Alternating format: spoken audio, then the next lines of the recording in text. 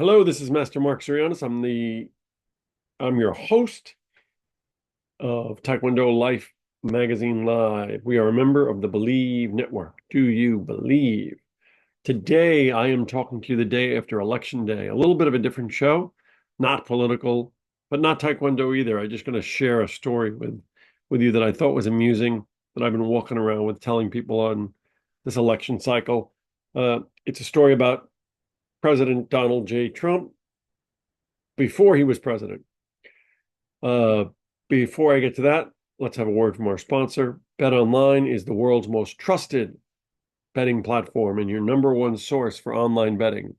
From the earliest odds to in-game live betting, BetOnline provides you with all the action and the ability to watch the games as they happen.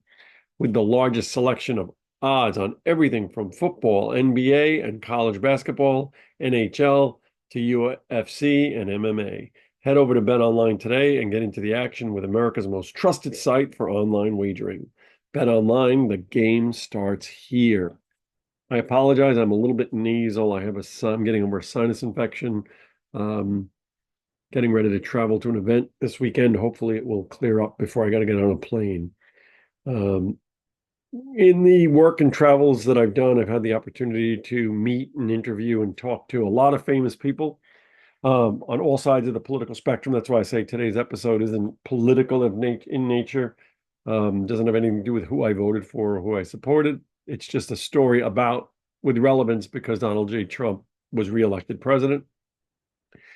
I did a lot of work with the Carol Baldwin Breast Cancer Foundation prior to President Trump's even running for office.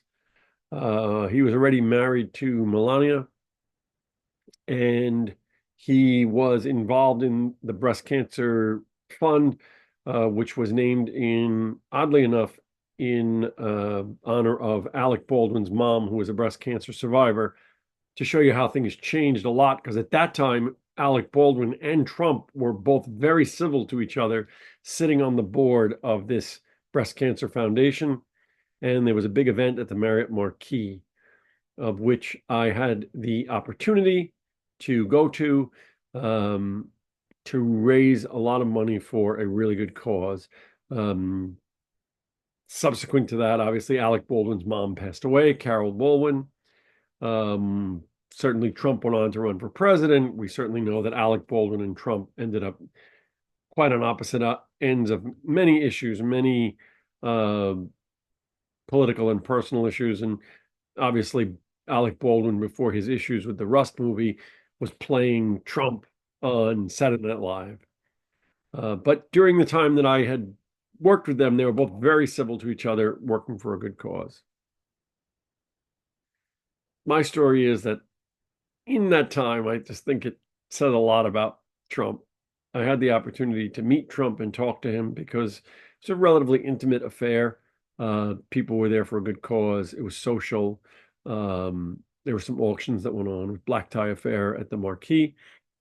And I had the opportunity to have a decent conversation with, at that time, President, pre-President Trump and his wife, Melania. Melania didn't say too much. I don't think her English at that time was so good. But, I didn't want to take up too much of his time. I considered him to be a busy business person. And when we were done speaking, he said to me, I'll tell you what he said to me after these words. So after a conversation, a little bit about real estate, a little bit about breast cancer, a little bit about fundraising in New York. I think at the time we may have talked about who was mayor of New York at the time and what was going on there. It was post 9/11, so people's sensibilities were a little bit different and their feelings about New York. Trump has since relocated. He's basically a Florida resident now, but he was really largely a New York resident at that time and a New York figure in many respects. But when we were done speaking, he said to me, Mark, it was really good talking to you. And if there's ever anything that I can do, feel free to reach out to me. And he took his business card and he stuck it in my jacket, the pocket of my tuxedo. So went on with the evening, fundraising, doing whatever. When it was all over, I got home and I had a chance to um, get undressed.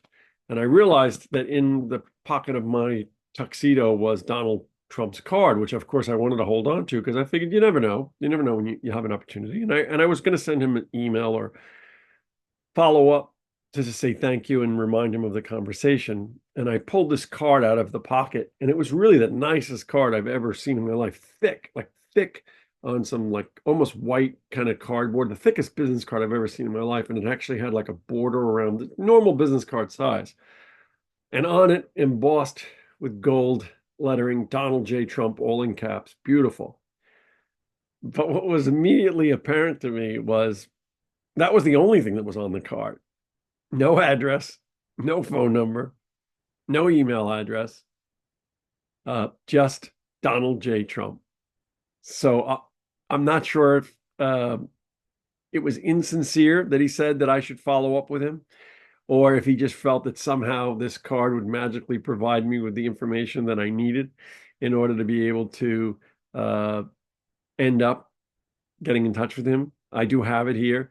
It's I have a large collection of political campaign memorabilia. So when he ran for president, I pulled it out. But that was his moniker and calling card, a card that simply says, beautiful card, Donald J. Trump. If you ever need me, be sure to call on me. That's my entire episode today, my entire story. And this has been brought to you by Bet Online.